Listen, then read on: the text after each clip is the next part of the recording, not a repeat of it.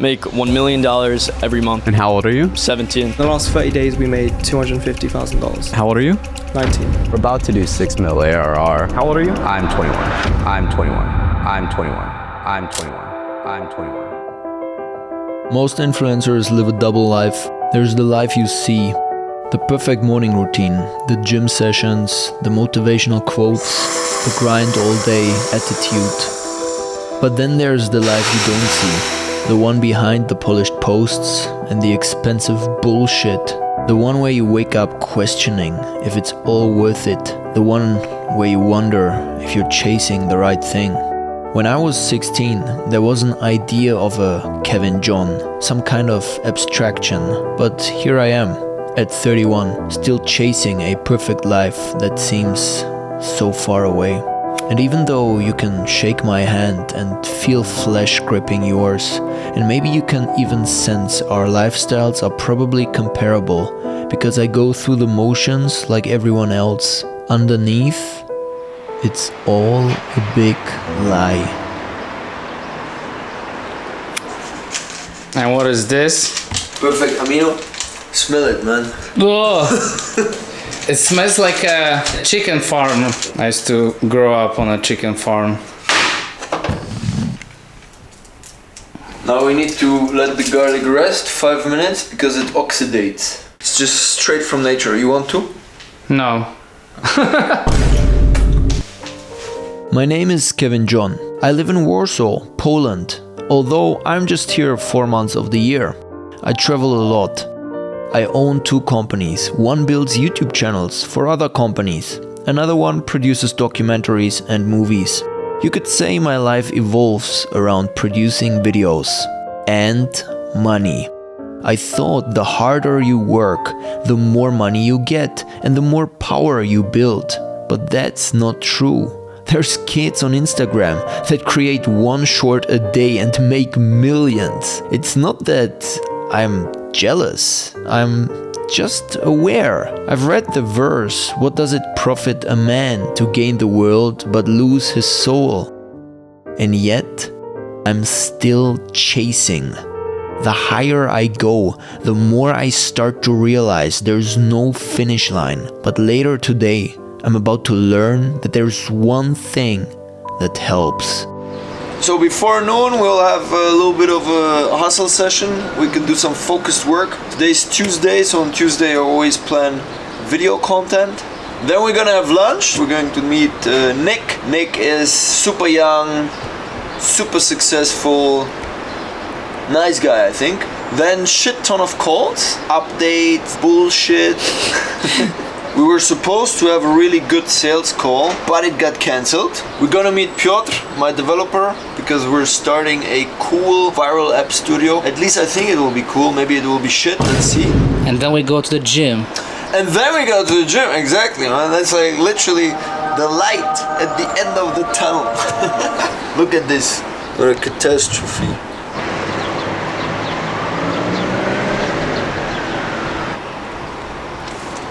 Yo, Daryl! How are you, man?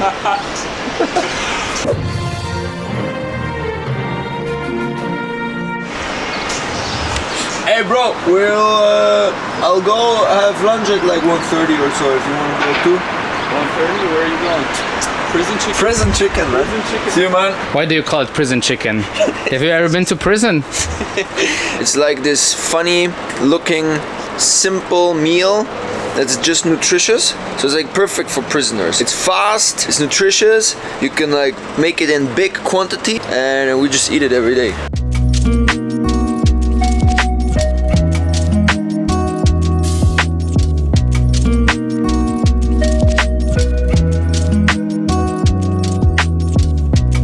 Man, it's prison chicken stacked upon prison chickens. When's the last time you were in prison, man? I haven't been to prison yet. I'm sure I will be in the future for tax evasion or something, but... For the past years, I've always dreamt of a life in the shadows. No cameras, no publicity, just a thriving, unlisted business. But I realized I need to start documenting my journey through videos. Unfortunately, I'm too poor to afford not to document it. But there's a deeper reason that might resonate with you too. Look, I was thinking about if you have kids at some point, how cool is it if you really have hours and hours of genuine content about you when you were young? It's such a kind of gift to give to your children, you know? I mean, it's very easy to speak to the camera. I've been doing it for like the past 10 years. What I do on a daily basis is reasonably interesting. It's not fucking crazy, but it's authentic. People can learn something from it. Always ascend to a higher level of teaching, right? So kind of teach the people who teach other people. It's like you building a YouTube channel and selling with that, and then teaching people how to build a YouTube channel. The higher you ascend, the more you realize how little you have achieved, right? As you ascend, then you're surrounded by even more successful people who have their businesses. Now you don't just teach like normies, you now teach business owners, and then maybe you like your next business is like some premium top tier white glove coaching, so you literally just coach people who have 9-figure businesses, and all the while you feel fucking miserable because you're like, at each stage everyone is more successful than you, right? That's the paradox, man. Regarding what you were talking about, what do you think about comparing yourself to others? I mean, I think you should definitely compare yourself to others, but you shouldn't draw your self-worth from it, right? If you need to compare yourself and then you need to be like, oh, okay, I have a little bit more, or I have a nicer jacket or a nicer watch, and that's why I feel better, then you're fucked, man. But I think just comparing yourself to others, seeing in the light of learning from them, right? Like, okay, like I'm different from you, right? Like you told me about the CPA stuff. I should be miserable. I should be like, fuck, man, this guy is like, you know, at his age I was doing much less, you know. But of course I don't think like that. I like the only thing that I felt when you told me about what you do and this stuff, I was like, interesting, you know, I want to learn. This guy obviously knows something that I have no clue about, and so I'm happy for you. I want to learn from you. I compare myself, but in a way that I just love to learn. And a little bit of competition in a non-toxic way is also nice, right? You want to go to the gym with a guy like Daryl, you want to see how he trains his arms, and you want to feel like, fuck, man, like a fucking small, man. Dolce far niente. Dolce far niente? The sweetness of doing nothing. Italian chill. Yeah, I hate that. I hate that. If you want to make money, don't come to Italy. 50, 45 years old, you're already retired. These people, they wake up at 9 a.m., they go to the cafe, get one espresso, one croissant, then they go to the beach, they read the paper. Oh, this happened, blah, blah. Then they play cards, they go home, their wife made the pasta, they eat the pasta, then they do coffee, cigarette, shit, then 2 hours of sleep, back to the beach, complain about the government and shit, then they go home, wife is there, dinner is ready, another plate of pasta, they just meet with their friends and play cards, and then they go sleep. Man, on the one hand, I love meeting friends like Nick. I love investing and trading, and there's obviously a lot to learn from someone like him, who dedicated his young life to it. On the other hand, meetings like these are a constant reminder of what game we are playing. It's a fucking leaderboard. He makes 60k per month in his early 20s. You know what I made in my first job? More like 60k per year. And then I do the same thing I always do when these thoughts come up. Go back to work.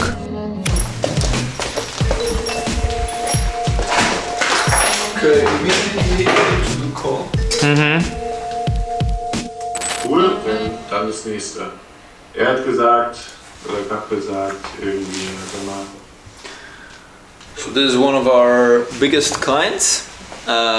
It's from German national television, and we do a YouTube channel for them. Because in general it's television, they have like super high standards, right? So it's not like you produce a normal YouTube channel, it's like the requirements on what you need to do in terms of research and what you need to do in terms of checking the sources. Like for everything we claim, everything we say, we need to have like 2 different sources backing this statement up, things like that. So this is like most complicated YouTube channel we're building, I would say.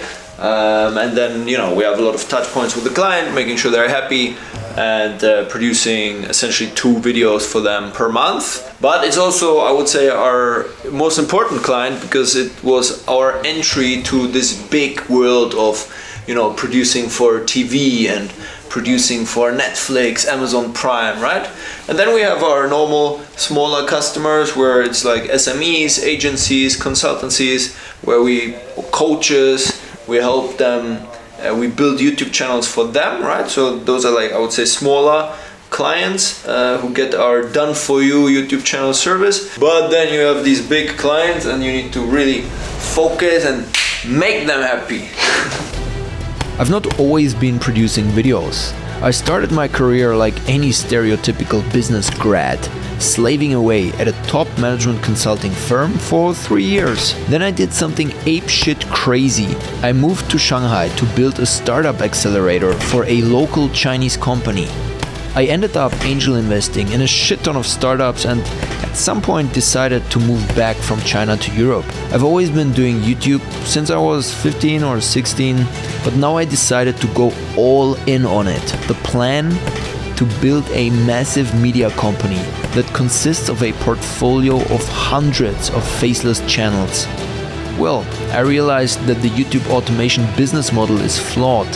I was not able to manage much more than 10 channels at a time with my team, and the revenues are capped too. I think if you have like a lot of channels, you can make like 100k or so per month, but that's the maximum then to your business model, right? It's not, I think this whole faceless channel industry, 99% of people, they will not be able to build something super big, right? If you're okay with like making 5k, 10k per month, then I think it can be something like, if you dedicate yourself and you study and you really are obsessed with it, you can do it, and maybe it's one of the best ways to make 5, 10, even 20k per month, like on a regular basis.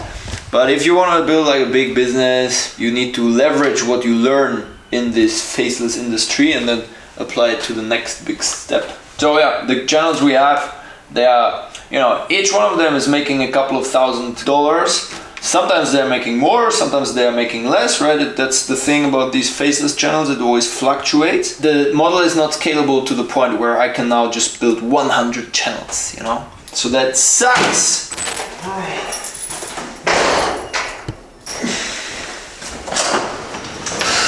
Okay, let's go. Where are we going? We're gonna meet my developer, Piotr, or Peter in English, and we're gonna talk how to conquer the world. How to basically find a way to make more money than all these 17-year-olds that are making 2 or 3 million per month with their freaking viral apps on TikTok. That's crazy. Is it even legal? No, man, it must be illegal to make that much money at such a young age.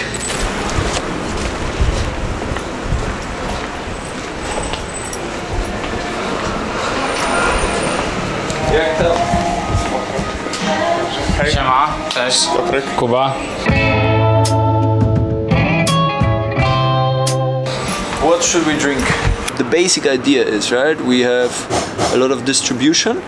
We are very capable in building reach very quickly. On media, now we're looking to build apps or SaaS that we can build on top of this distribution in order to monetize it more efficiently. I genuinely think this is fucking fun, Yeah, you can just realize a lot of cool projects that you have in your head and make money with it. This has a lot of potential, Right now there's a lot of people building in this space. Most of the time, the number one bottleneck that people have is they don't have enough distribution, They don't have enough reach. We know exactly how to get reach, so we will attack this way. We're starting to go a little bit into the trading direction, because we have 2 channels actually that we could easily kind of position towards like making more trading documentaries and stuff like that. And in the trading space, there's so much stuff that you can do, you know, like screeners or like all kinds of like logbooks or bots, whatever, you know, all kinds of stuff that's interesting. In terms of apps, we can think about like what are the big problems for people. There's like, for example, there's this one app, it's called Cal AI. What it does is you just scan your food and it tells you how many calories, how many protein, carbohydrates and fat. It's much better than like weighing your fucking food and putting it in manually, right? And it's basically a ChatGPT wrapper. You know, they are making $1 million per month, okay, with like profit margins that are beyond good and evil, I think. You know? Another thing that we can do, go through old apps and think about how can these be made better with AI. And then another angle is to just think about what are humanity's deepest fears and needs, and how can we build an app around that. Why do people believe in zodiac sign? So for example, there's like, I don't know, your boyfriend like cheated on you, and you don't know why, and there's like all this Cancer and Scorpio has some bad energy, and you can like understand yourself, and it gives you something that helps you understand yourself, and this process is important. And also there's like a lot of right now about manifestation. Like I think for guys, if you want to be successful, you're like, oh, I need to eat glass and you know, sleep in fridge and stuff like that. Eat glass. And sleep in fridge. When you create the app, you can manipulate the vibration on the phone, and you can like tell that the phone is giving you the vibration of either money, success, or like good boyfriend. And you know, if you create this whole experience, you can just hold, and it gives you energy. I think it's interesting, you know, we can research that more. I had another idea. This was triggered by a problem I have myself. I am losing some hair. If you have enough money, you can just go to Turkey or go somewhere else and get new hair, basically. But for most men, it's a big fear. I started noticing when like my uncle told me, yo, you have like some bald spots there, you know, and I'm like, what the fuck, you know? And then it's very hard to kind of track it, right? So like the initial idea was, you just like take your phone, you film your head, like every day or once a week or so. It tracks visually how much hair you're losing, basically, right? And then it suggests what you should do. So take minoxidil, take finasteride, use this shampoo, whatever. And then based on these things, you start implementing them. You tell the app, okay, I bought the shampoo, and then it can, like, you keep tracking. And so it tells you, okay, actually you stopped, like it's getting better or it's getting even worse, you know, or whatever. So, because now, like I'm using these products, I have no idea, man. Like I don't know if it's getting better or worse, or if I need to book my trip to Turkey or not. I have no idea, you know. Maybe one more thing. So what's cool about these viral apps, they usually involve some kind of movements, you know. So you can really make TikToks that go viral because people will document, let's say, their morning routine, and you pay them $1,000 and you tell them, just do this, you know? And don't even mention this app's name. But people will watch the TikTok and they're like, what the fuck is he doing, you know? And then they look through the comments, and then you need to strategically comment, which is part of this marketing campaign. You comment, and you somehow in one of these comments there's the name of your app. And that's really smart. That's how you do it.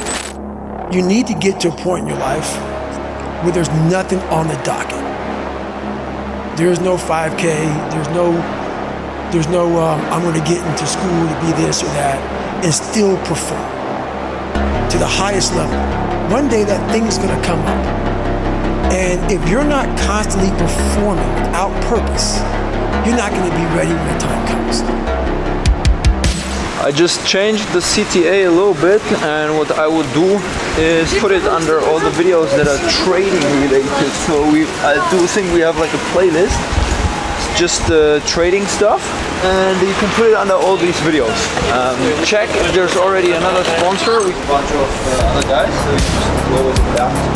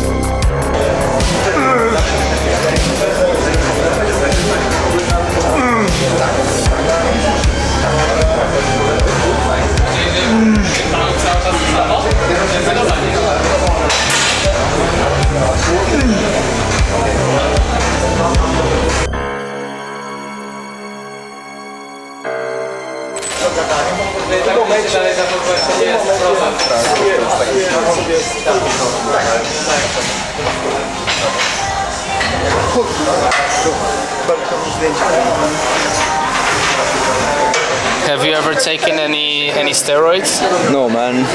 I think there's nothing bad about it, you know? I think if you're in your mid-30s or something, I can understand why you would take steroids, right? Like your testosterone goes down, you have less like fucking drive, you know? Give me a couple of years and I'll be on steroids for sure. If you want to do it like the safest way, probably wait till you have kids, right? In your 20s, your test is so high, you can like build muscles even if you just eat cornflakes all day, and then just make some kids and then take a lot of steroids after that. Perfect life. Sounds healthy.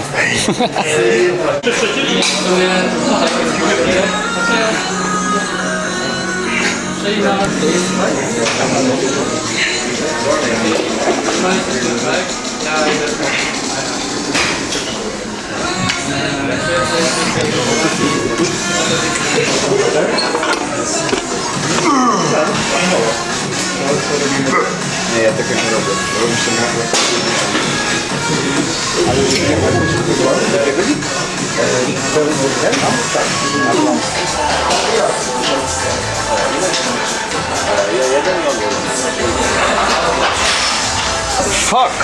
It's way too little weight, man. Pick up some more. We have a serious problem. Too little weight. You should glue them together. This might be a little bit ambitious now.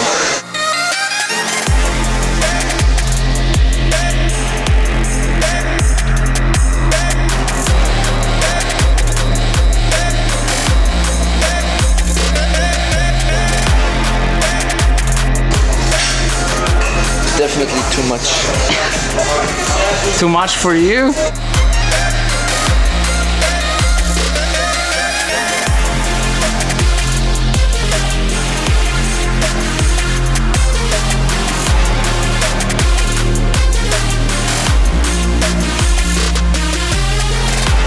Are you ready for Sopot?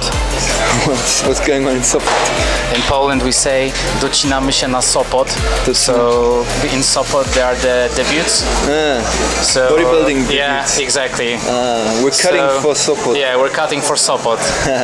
It's a thing. Docinamy na Sopot. Docinamy na Sopot. Dobra, docinamy na Sopot.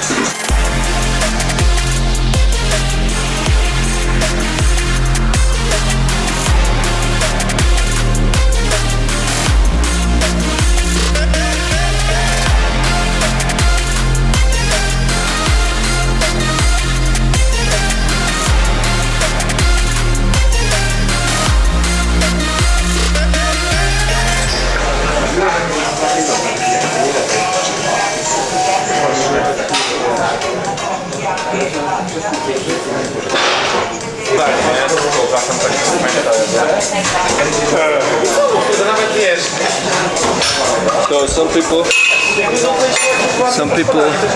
say this exercise is called after Kanye West's most recent song, which starts with 2H, two words, both start with H. I will not say it here because otherwise. And first word is N-word, so we also cannot say that. Exactly, so, but that's the name of the exercise, according to some people.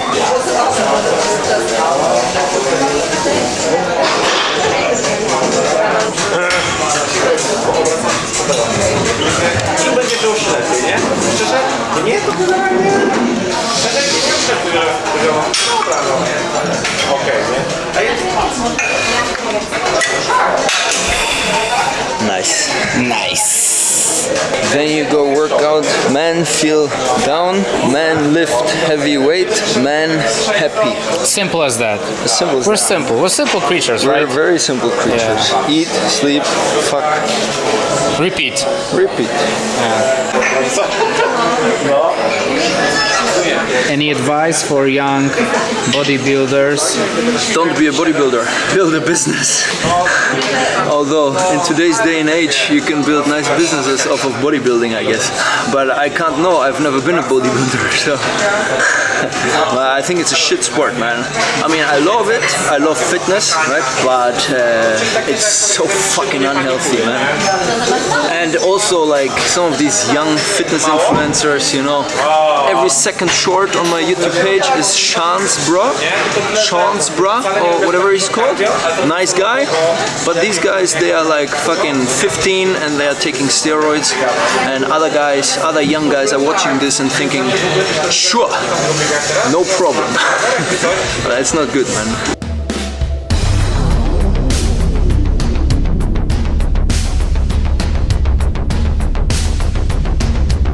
What is this called?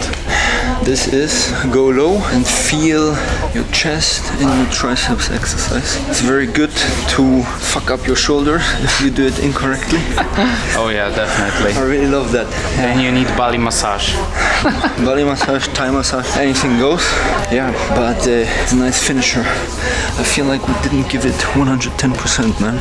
We're gonna give it now. Do it for the clout. Which clout?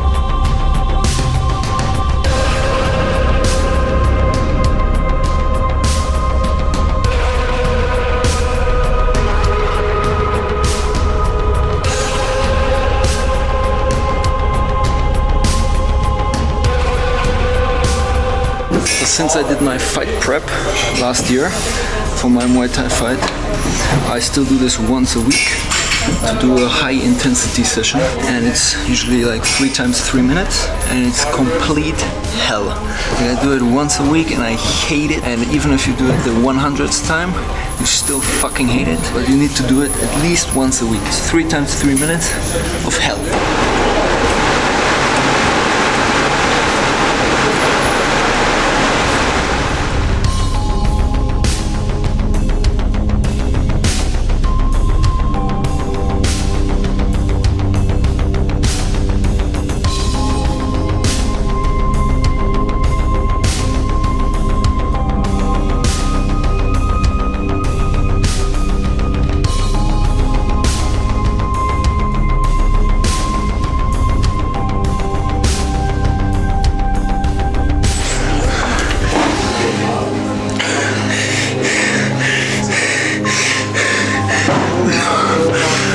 How's hell?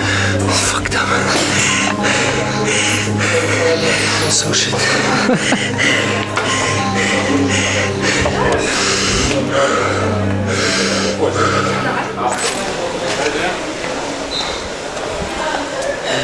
How's the training? Good. Long and good.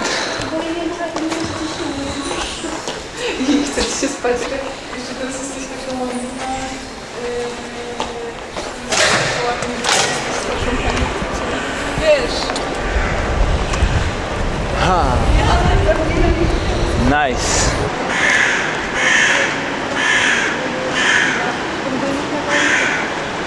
Now, some prison chicken. Prison chicken! Prison chicken is going to be I think, a movement. Yeah. We're gonna create a movement in Eastern Europe. The Eastern Europe prison chicken gang. Guys, if you eat prison chicken, you have this big bicep. This big. Imagine. This big. You too can have big biceps like this.